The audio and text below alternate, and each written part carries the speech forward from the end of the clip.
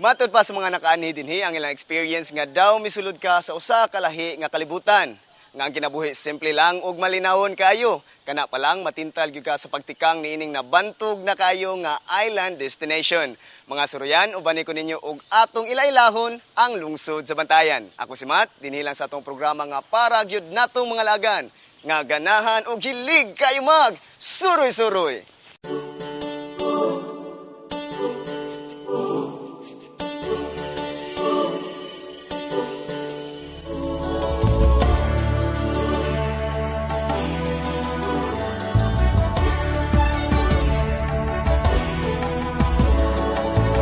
Nasuroy na nato ang Little Alaska of the Philippines, ang Madre de Ojos ug ang tropical paradise of Northern Cebu, ang Santa Fe.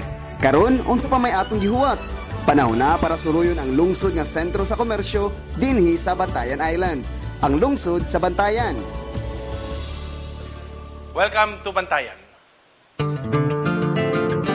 Ang lungsod sa Bantayan isip sentro sa komersyo, adunay 25 ka mga barangay.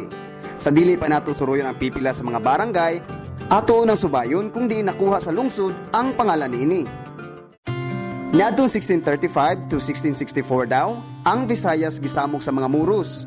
Ang mga katawhan nagtukod og mga stone walls ug watchtowers, isip taguanan batok sa mga Muros. Gitawag nila kinig Bantayan sa Hari, meaning watchtowers of the king. Sa nang labay nga panahon, usa na kakomon nga ekspresyon sa mga bantayanon ang pulong nga bantayan. Ang pulong nga bantayan-bantayan, meaning to keep watch. Og dinhi na nagsugod ang pagtawag og bantayan sa lugar.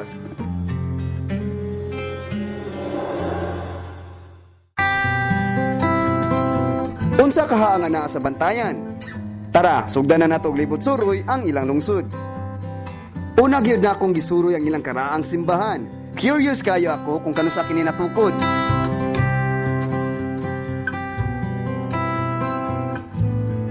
Sa akong nahibaw-an mao kani ang Saints Peter and Paul Parish Church, ang usa sa labing karaang simbahan sa nasud. Kano sa man gayud kini gitukod ug pila na kini katuig? As far as I know, nahimo ni siyang parish June 11, 1580. 432 years. Pinakadugay ni siya and the first parish in the Archdiocese of Cebu.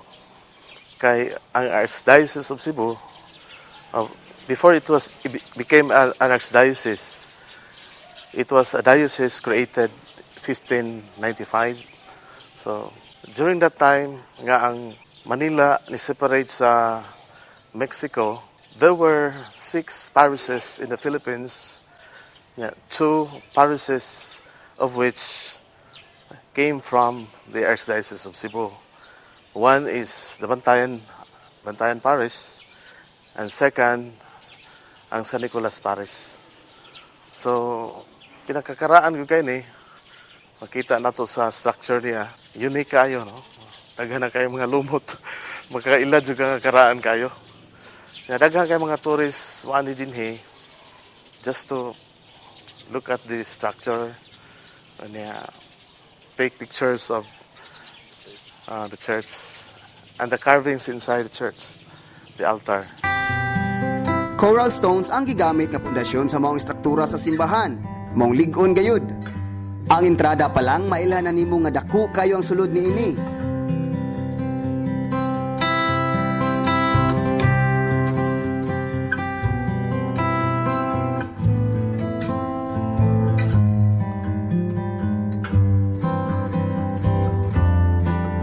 Kay ba mo nga ang bantayan kung Holy Week pwede sila makakaunog karne? Katong pare sa una, na-request siya nga ang bantayan ma-exempted sa pagkaon og karne during Holy Week. Kay most of the people here, ang ilahang panginabuhi, pagpanagat. So, muna nga, during Holy Week, dili na sila madto og dagat. So, walay isda nga available. Daghan kay mga tao ani dinhi, daghang bisita. Dili sila ka pakaon og isda. So, ang ipakaon nilang karne. So, there was that indult, kanang privilege for the parishioners of Bantayan to eat meat even during Holy Week. especially Good Fridays. Ang fiesta diri, Saint Peter and Saint Paul man eh. So, June 29. Niya mas daghang tao din sa during Holy Week kaysa fiesta itself. Daghan man kayong mga turista o katong tagagawas, maganhi sila kay para nila marag mao ni pinakaaligri jud kayo. During Holy Week sab, ingon ani kadagko nga mga rebulto sa mga santos ang imong makita ug ingon ani kabaga sa tawo ang moaten sa prosesyon. Di lang tagabantayan ang moapil sa prosesyon ha. Apil na ang mga langya ug mga katauhan nga gikan pa sa lain-laing lugar nga moanhi gayud sa bantayan in observance of the Holy Week. Kilid sa simbahan andun ay laing makita ang ilang church museum. Ug karon, dayon kamo og sud-unga ang pasundayag sa balaanong kabilin sa parokya sa Bantayan. Kaning atong museum kabahin gud ni sa tibuok kong pinto pagtukod atong 1580s. Nidagan ang panahon nga ang simbahan kabahin sa pagpropagate sa Kristyanismo, no? Nahimong part ni sa eskwelahan sa St. Paul Academy. Kaya ang ilang building gamay ra man ni adtong panahon na. Ya pagka 2004 gisurrender ni balik sa St. Paul Academy kay naa naman sila bag-ong building ugon niya gihimo ni namo nga museum no sa panahon ni Father Camilo Alya. Kaning mga church artifacts diin man ninyo nakuha? Dinhira ni sa sud sa part sa sanctuary sa sakristi, no, nagkatag-katag ni sa mga kabinet niya among gitan-aw nga importante man kaayo ni nga mga butang nga maabtan sa umaabot nga mga henerasyon, no, kay ang atong mao man ni kabilin, no, sa miagi nga importante kay sa karon. Sudlanan man ni sa kanang mga chalices, mao ni sa gitawag og kwan kawela. Kani sila? Sudlanan ni sa monstrance kana chalices. Kani cup and stand ni. Kanang this is Made of gold thread daw. So this is gold. Oh. Mga unsa man siya sa wanaw kanang used to be the Depende ni sa okasyon, maningan dalmatika kato.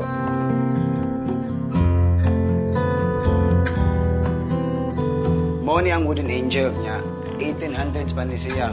Ug ilan ni na-recover dito mismo sa ilang cemetery.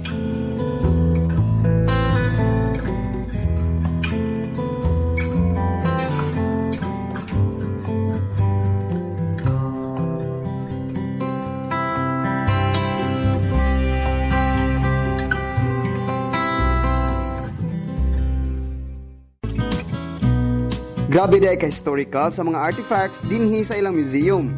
Napuna na sab akong knowledge sa ilang kultura o way of life. Karon, dadon ko kamo sa laing pang interesting sites. Kana sa akong pagbalik.